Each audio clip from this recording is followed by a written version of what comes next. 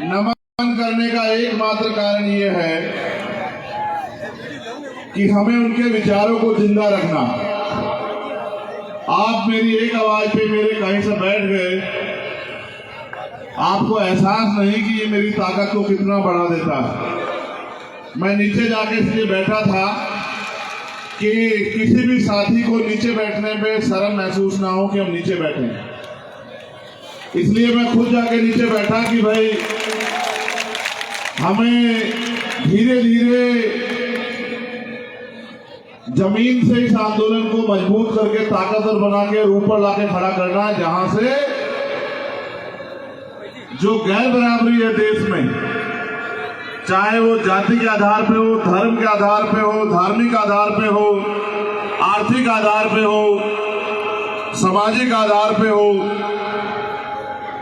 वो सारी तरह की गैर बराबरियां खत्म हो।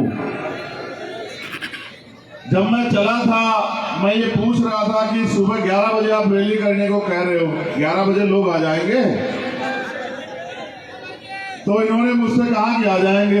मैंने कहा यार मुझे तो नहीं लगता कि 11 बजे लोग आ जाएंगे, एक तो इतनी धूप है, और फिर मैंने कहा सुबह सुबह कैसे आ पाएंगे लोग।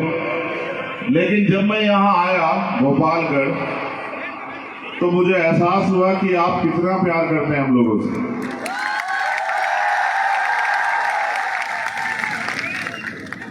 मैं उन साथियों का भी धन्यवाद दूंगा जो मोटरसाइकिल पे अपने अपने साधनों से बहुत दूर से हिम्मत बांध के जो है हमारे साथ चले आ रहे हैं, और जिन साथियों ने ये इतना अच्छा आयोजन करा है, यहाँ की पूरी जिला कमेटी, मंडल और संभाग कमेटी के अपने सभी नेताओं का धन्यवाद करता हूँ। बात है अब से 10 साल पहले की। मैंने आज तक कभी इस बात पर जिक्र नहीं किया कहीं। जब 10 साल पहले इस कार्यवा को आगे चलाने के लिए हम लोग घर से निकले, तो बड़े अमीरों ने, ताकतवर लोगों ने, बड़े बड़े नेताओं ने ये कहते हुए मजाक उड़ाया कि तुम जैसे बहुत आए बहुत चले गए, और बहुत आएंगे भी। हर किसी के अंदर थोड़े दिन का उबाल होता है कि वो सामाजिक परिवर्तन के आंदोलन का साथी बने। मैं उस अपमान को, उस हंसी मजाक को सहता रहा, लेकिन जब आज भोपालगढ़ आया और आपका यह प्रेम देखा, तो फिर मेरा विश्वास और मजबूत हुआ कि अगर कोई ईमानदारी से काम करे, अगर वास्तविकता में किसी के लिए कुछ करने का जज्बा हो, और लोगों का विश्वास, लोगों का प्यार, माँ बहनों का आशीर्वाद उसके साथ खड़ा of जाए, तो दुनिया की कोई ताकत उसे तरक्की करने से रोक नहीं सकती। ऐसे कितने मसले आए होंगे कि बहुत बार अपमान का सामना करना पड़ा, लेकिन संघर्ष रुका नहीं, संघर्ष जारी रहा। मैं लगातार राजस्थान भी आता हूं। मैं राजस्थान की अपनी भीम आर्मी आजाद समाज पार्टी की पूरी टीम का धन्यवाद दूंगा कि सामंतवाद के गढ़ में उन्होंने जो है आज जो एक क्रांति पैदा की है, आज जो एक ताकत दिखाई है, ये बहुत सारे नेताओं की पैरों की जमीन खींच लेगी, ऐसा मुझे भरोसा है। जब ये आंदोलन शुरू हुआ तो लोग ये भी कहते थे कि सामंतवाद की जड़ें बड़ी गहरी हैं, इनको काटना आसान नहीं है। मैंने उनसे एक ही बात कहा कि ऐसी कोई जड़ें नहीं बनी जिनको काटा ना जा सकता।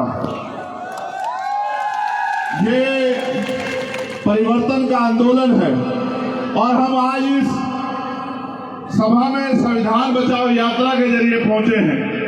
मैं आपका जख्म नहीं खुरेदूंगा कि राजस्थान में आपने पिछले 4.5 साल में क्या क्या सहा, या 2 अप्रैल 2018 के आंदोलन में क्या क्या सहा, या बीजेपी की सरकार ने आपकी किस तरह खाल उतारी, या कांग्रेस के लोगों ने किस तरह आपके ऊपर होने वाले जुल्म जाति अत्याचार पे मजाक उड़ाया। मैं आज इस पे बात नहीं करूंगा। मैं आज इस पे भी बात नहीं करूंगा कि कितने जितेंद्र मेघवाल, इंद्र मेघवाल, ओम प्रकाश रहगर, कार्तिक भील, नासिर जुनैद, कितनों को की बलि चढ़ी राजस्थान में। मैं आज इस बात पे बात करूंगा कि आने वाले समय में किसी कार्तिक भेल, ओम प्रकाश रायगर, जितेंद्र मेघवाल, इंद्र मेघवाल या किसी और भाई की तरफ आंख ना उठे, इसकी तैयारी हमें करनी है। सुरेश की बड़ी बहन वहां बैठी थी, जब मैं नीचे आके बैठा तो वो रोने लगी, और क्योंकि यहाँ हमारे नेता लोग बोल रहे थे, मैं सुन नहीं पा रहा था उन्हें कि वो क्या कह रही थी, लेकिन उनकी आंखों के आंसू ये बता रहे थे कि यहाँ न्याय की क्या हद है, यहाँ न्याय किस तरह हावी है। मैं आपको ये पूछना चाहता हूं, अभी अभी बिहार में जातिगत जनगणना हुई, फिर कल उसके आंकड़े जारी हुए। अगर आप पढ़े लिखे लोगों को ध्यान रखते हो, वो जातिगत आंकड़े कहते हैं कि 92% आबादी, 90% से ज्यादा आबादी बिहार में दलित, पिछड़े, आदिवासी और अल्पसंख्यक समाज की है। अगर आप राजस्थान का वो कराओगे सर्वे, मैं शर्त लगा के कह सकता हूं कि 85 से 90% आबादी आदिवासी, दलित, पिछड़े और अल्पसंख्यक समाज की राजस्थान में होगी। भारत में जब लोकतंत्र आया, वोट का अधिकार मिला, उस लोकतंत्र का असली उद्देश्य क्या था, इस पे आप गौर करो। लोकतंत्र यानी कि बहुमत का शासन। बहुमत का मतलब जिनका वोट होगा, जिनकी संख्या ज्यादा होगी, उनका राज होगा। वोट हमारी ज्यादा थी, लेकिन हमारा राज नहीं आया। सदियों सदियों हम लोग आजादी से पहले इंतजार करते रहे कि कोई हमारे जुल्म जाति पे दिल पसीजेगा किसी का, कोई हमारे आंसुओं पे, हमारी उधड़ती चमड़ी पे कोई तकलीफ करके यह न्याय अत्याचार बंद करेगा। कभी बंद नहीं हुआ। आजादी के बाद, संविधान के आने के बाद हमें अवसर मिले कि अगर हम पे न्याय होगा तो उसको सजा मिलेगी। वो अलग बात है कि न्याय ताकतवर लोगों की कठपुतली बन गया है। न्यायपालिका में चाहे जिले की हो या प्रदेश की हो, हाईकोर्ट हो, सुप्रीम कोर्ट हो, उनमें भी आज हमारे लोगों की संख्या नहीं है।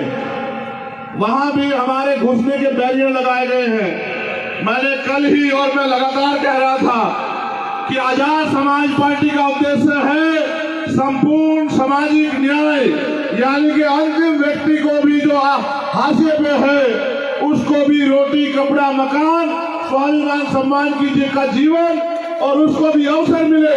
अगर उस पर जमीन नहीं, उसको जमीन मिले। उस पर रोजगार नहीं, उसको रोजगार मिले। उस पर उद्योग नहीं, उसको उद्योग मिले। और अगर उसके पास गरीबी है तो उसकी जेब भरी जाए, उसको ताकतवर बनाया जाए, वो स्वाभिमान सम्मान से जिए, अन्याय अत्याचार बंद हो, जुडिशरी हो या सरकार का कोई भी तंत्र हो, संविधान के द्वारा जो व्यवस्था बनी है उसका कोई भी के हिसाब से हिस्सेदारी होनी चाहिए। लेकिन गजब देखिए कि लगातार जातिगत आंकड़ों को छिपाया गया। मैंने आपसे कहा कि 90% आबादी राजस्थान में आपकी है, तो आप मुझे बताओ कि राजस्थान में राज किसका होना चाहिए।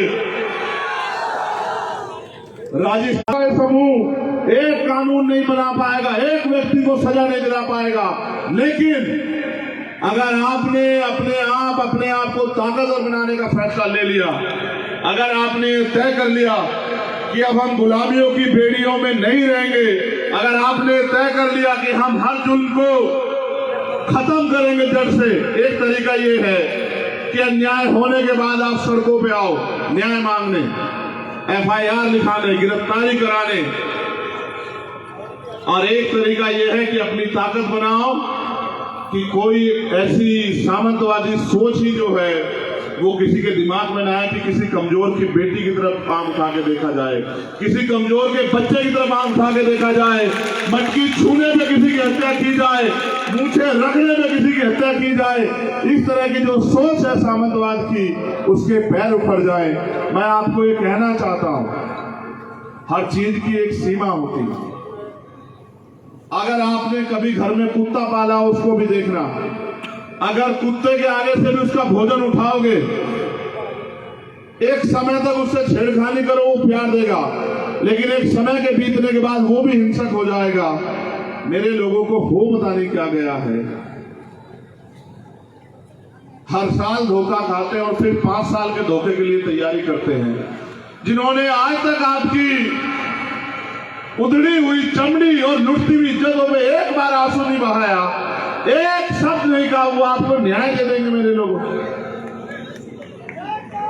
वो कभी आपको न्याय नहीं देंगे। उनका बस चले तो आज जो भारत के संविधान की वजह से ये कपड़े पहनने को मिले हैं, ये सम्मान का जीवन मिला, इसको भी वो लोग छीन लें, क्योंकि वो कभी चाहते नहीं इस देश में बराबरी आए।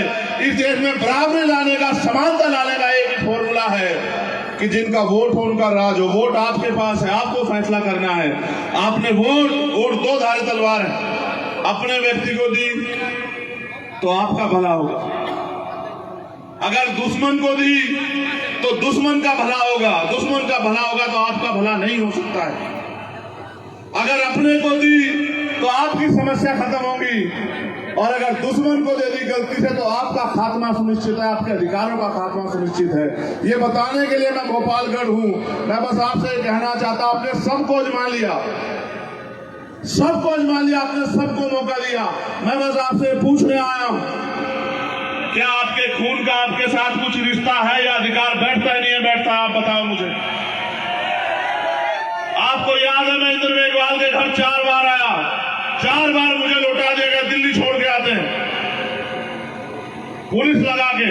मैं इनके पुलिस से नहीं भिड़ना चाहता, मैं चाहता हूं कि मैं जानता हूं कि पुलिस में हमारे लोग हैं, लेकिन पुलिस करे क्या? पुलिस सरकार की है। आप ये बताओ, क्या जुल्म जाति अत्याचार आपके भाग्य में किसने लिखा है क्या? वोट की शक्ति से आप चाहो तो किसी को भी जो है ताकतवर बना दो, और किसी को भी जो है जो अपने आप को ताकतवर समझता है उसको जमीन पे बिठा दो। ये वोट की ताकत है। आप अपनी ताकत को क्यों नहीं समझ रहे हो? वोट का अधिकार बिकने के लिए नहीं मिला है मेरे लोगों। रोटी रोटी तो हम लोग खा ही रहे हैं, कच्ची पक्की खा रहे हैं, ये बात सच है। नमक से खा रहे हैं, ये बात सच है। लेकिन स्वाभिमान, सम्मान, क्योंकि मेरे पिताजी ने मुझे सिखाया कि व्यक्ति भूखा रह सकता लेकिन अपमानित होकर नहीं रह सकता। हम इस राजस्थान में अपमान क्यों बर्दाश्त करें? आपने मुझे पगड़ी पहनाई, ये बहुत अच्छी बात है, लेकिन असल मजा तब आएगा जब राजस्थान में मेरे लोग सर पे पगड़ी आएगी, और वो पगड़ी जिसमें ताकत होगी, जिस पगड़ी के पहनने के बाद आपकी कलम में वो ताकत होगी कि आप चाहो तो अपने बच्चों को कितने रोजगार दे दो, आप चाहो तो कितने ही भूमिहीनों को भूमि दे दो, कितने ही लोगों को लोन दे दो, कितने लोगों को रोजगार दे दो, कितने ही लोगों को, गरीबों को, कमजोरों को सशस्त्र लाइसेंस दे दो।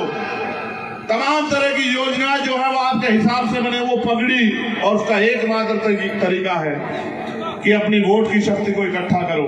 एक फाइल मेरे पास आई, बहुत जरूरी मसला, मैं इस पर जरूर बोलूंगा। सुनील इंडलिया मेघवाल का, आप जानते हैं सुनील को? जो नहीं जानता है जान लो। उन्होंने मुझे बताया कि 4 साल पहले शहीद हुए और उनकी 4 पीढ़ी है आर्मी में, लेकिन आज तक शहीद का दर्जा नहीं मिला। आप सुनो मेरी बात को, आपको समझ आएगी।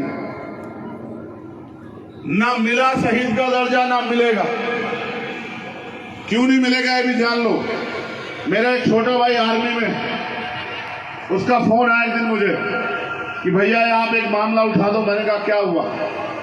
कि हमारे यहाँ एक शेड्यूल कास्ट के सिपाही को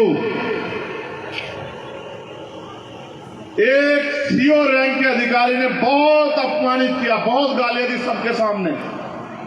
इतनी गालियां दी, उल्टा सीधा बका, जाति सूचक शब्द कहे कि वो एक दिन तो किसी के साथ बोला नहीं और अगले दिन उसने सुसाइड कर लिया। अगर आप इसकी जांच करा दें, सुसाइड नहीं है, उसको इतना प्रताड़ित किया गया कि उसने महसूस किया कि इस जीवन का कोई मोल नहीं है, इसलिए उसने आत्महत्या कर ली। उसने कहा आप एक बार जांच करा दो, दूध का दूध पानी का पानी हो जाएगा, उस भाई को न्याय मिल जाएगा। मैं लगातार नजर बना के रखा हूं हर मसले पे। जब बात आती दलित पिछड़ों के बच्चों की, आदिवासियों के बच्चों की, तो क्योंकि अगर उसको शहीद का दर्जा मिलेगा तो उस परिवार का सम्मान भी बढ़ेगा और उस परिवार की को जो सहयोग मिल रहा है वो भी देना पड़ेगा। इसलिए जानबूझ के जब बात आती है दलित पिछड़ों के बच्चों की, जब बात आती है उनको सम्मान दिलाने की, तो जानबूझ के वहां बैठे तंत्र में बैठे वो लोग हमारे बच्चों को आत्महत्या करार देके, सुसाइड करार देके उनको शहीद का दर्जा नहीं देने देते। ये मैं जानता हूं बहुत अच्छी तरह से। और ये तब तक बंद नहीं होगा जब तक इनकी जांच कराने वाले लोग आपके बीच के लोग नहीं होंगे, जब तक इन पर कार्रवाई करने वाले लोग आपके बीच के लोग नहीं होंगे। ये तभी बंद होगा मेरे लोगों, ये शहीद का दर्जा तब मिलेगा जब न्याय होगा। और न्याय कब होगा? जब न्याय दिलाने वाले हाथ आपके होंगे। या पुलिस के लोग खड़े हैं, आप वो बेहतर जानते हैं, मैं सबको नहीं कह रहा हूं, लेकिन बहुत से अधिकारी कर्मचारी ऐसे हैं जो रेप हत्या होने में भी एफआईआर नहीं लिखते हैं, जो ताकतवर लोगों से पैसे लेके अपराधियों को गिरफ्तार नहीं करते हैं। ऐसे बहुत सारे अधिकारी कर्मचारी होते हैं। और एक मामला थाना गाजी का चोरू का मेरे याद है कि एक महिला के साथ 8 पुलिसकर्मियों ने रेप किया था। वहां हम लोग गए थे आंदोलन में। मैं ये बात आपको इसलिए कह रहा हूं कि जब तक इन पे कार्रवाई करने वाले हाथ आपके नहीं होंगे और इनको ये एहसास नहीं होगा कि अगर आप न्याय नहीं दोगे, आप संविधान के जरिए मिली नौकरी में बैठ के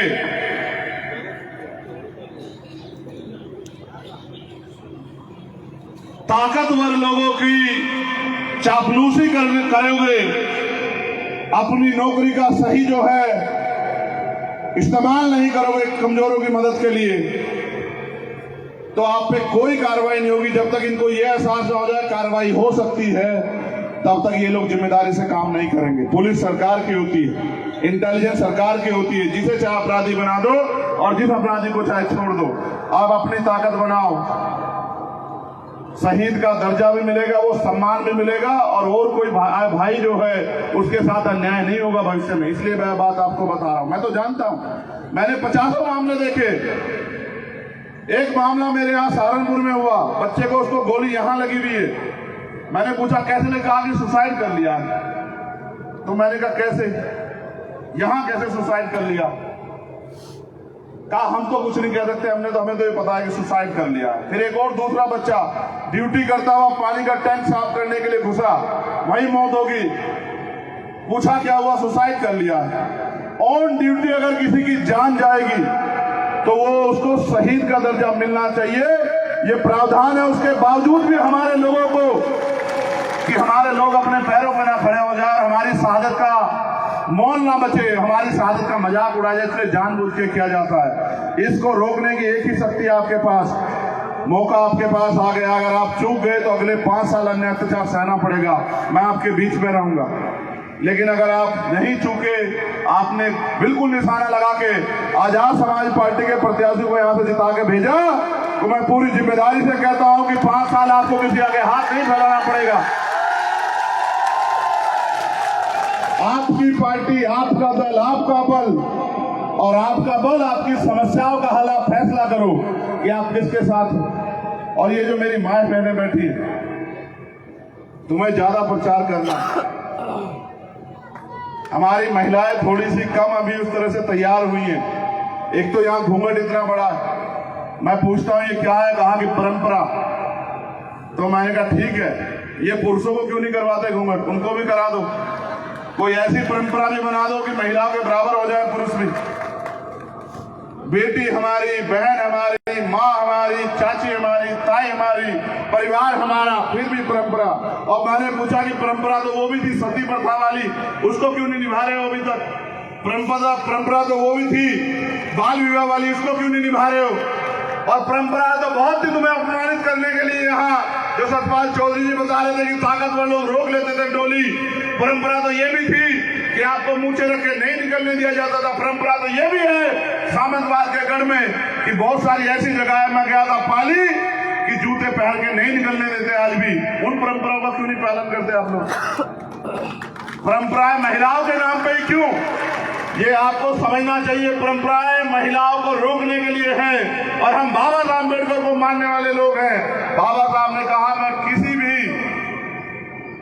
समाज, किसी भी देश की तरक्की उस समाज, उस देश में रहने वाली महिलाओं से मापता हूं। आप ये सोचो, जिस महिला को इस तरह आपने जो है अभी खुल के जीने नहीं दिया, फिर वो कैसे जो है इसकी तरक्की होगी। और अभी आया वुमेन रिजर्वेशन, आपने देखा गया, महिलाओं के लिए 33% आरक्षण महिलाओं के लिए नहीं है, बिल्कुल महिलाओं के लिए नहीं है। महिलाओं के लिए तब होगा जब उसमें SC, ST, OBC और माइनॉरिटी की महिलाओं को आरक्षण मिलेगा उस 33% में, तब होगा महिलाओं के लिए। अभी तो ताकतवर लोगों के लिए है। और कल मेरे एक साथी इसका उदाहरण बता रहे थे कि आजाद भाई, एक तरफ शेर खड़ा कर दो, शेर का मतलब उनके समझाने के अनुसार शेरनी, और एक तरफ बिल्ली, और बीच में रख दो कोई भी खाने का टुकड़ा जिसको खाती हो, तो आप ये देखना क्या शेरनी के आगे बिल्ली खा लेगी क्या? आप बताओ, क्या शेरनी बिल्ली को खाने देगी क्या? और अगर ज्यादा बिल्ली ने जिदबाजी गई तो शेरनी बिल्ली को भी खा जाएगी। समझ रहे हो? ये महिला रिजर्वेशन नहीं है, इसलिए यात्रा खत्म कर लूं। जातिगत जनगणना पे और दलित पिछड़े वर्ग की महिलाओं को, आदिवासी महिलाओं को भी संविधान में जाने का अधिकार मिले, इसके लिए एक बड़ा आरक्षण आंदोलन करके और सरकार की जो है नाक में नकेल कसने का काम हम लोग करेंगे। आप लोग याद रखना, जब हमारे बीच में ये पल्लू करके बैठी हमारी माँ बहनें जाएंगी और अपने हकों के लिए संविधान में, संसद में जाके बोलेंगी, तब आएगा संविधान में महिला आरक्षण का सही फायदा तब मिलेगा। और अगर ये नहीं जा सकती तो ऐसा कोई भी जो है अधिकार हमें मंजूर नहीं, ऐसा कोई भी कानून हमें मंजूर नहीं। मैं आपसे आग्रह करूंगा, क्योंकि समय कम है और मुझे पीछे से बताया गया कि भीमनाल में ग्राउंड भर गया है, 5 घंटे का सफर है। एक संविधान बचाओ मार्च हम लोग करेंगे। बहुत अनुशासन में आना। आज की संख्या आपकी इतनी है कि जहां से पानी नहीं निकलता और जिस धरती से, वो भी इससे भी पानी निकल जाएगा, याद रखना। बहुत अनुशासन में, बहुत वॉलंटियर साथियों से कहूंगा कि वो व्यवस्था बनाए। और ये 500-700 मीटर का मार्च है, अनुशासन में चलना। बस आखिरी बात बताओ, आपका चुनाव निशान क्या है? पहले ये बताओ, जोर से बताओ, क्या है चुनाव निशान? चलो मैं एक बार बताता हूं, आपको याद रहे कि सारी पार्टी देख ली, सारी पार्टी देख ली, सारी पार्टी देख ली। आपका चुनाव निशान है केतली। इधर आप केतली में एक एक वोट डाल के उसको मजबूत करोगे तो केतली की ताकत से जो निकल के आएगा वो आपकी सारी समस्या हल करने के लिए लड़ेगा। बहुत बहुत धन्यवाद।